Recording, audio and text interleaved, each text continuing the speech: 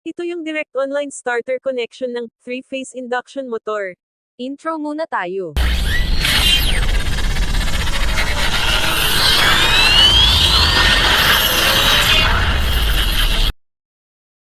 Ito yung direct online starter connection ng 3-phase induction motor. With magnetic contactor and overload relay.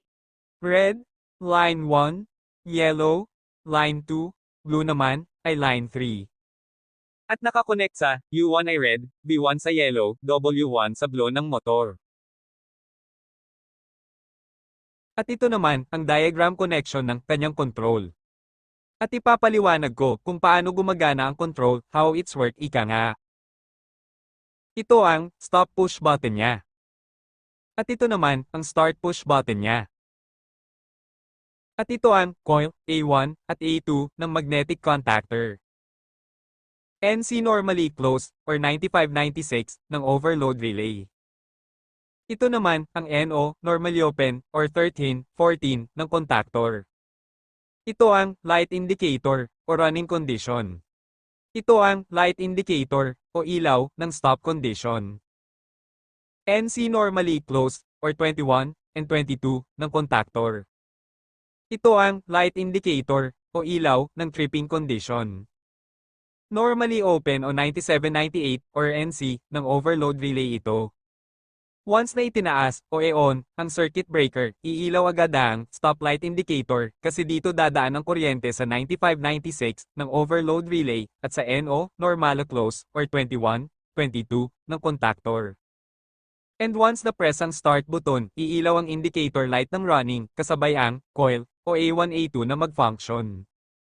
At kung nag-trigger na, ang A1 A2 gagana na, ang contactor din mag-close ang 1314 at dito nadadaan ang kuryente para tuloy-tuloy ang takbo ng motor.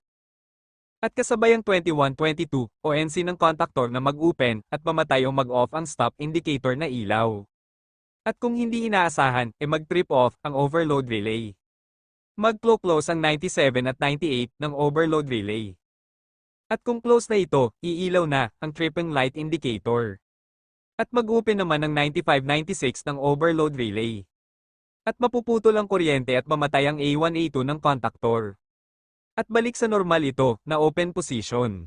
At ito rin babalik sa normal position na close. Pero hindi iilaw ang stop na indicator light. Kasi open nga ito o putol. Kahit i-press mo ang start hindi gagana kasi naka-open ang 9596. At nasa tripping condition pa rin.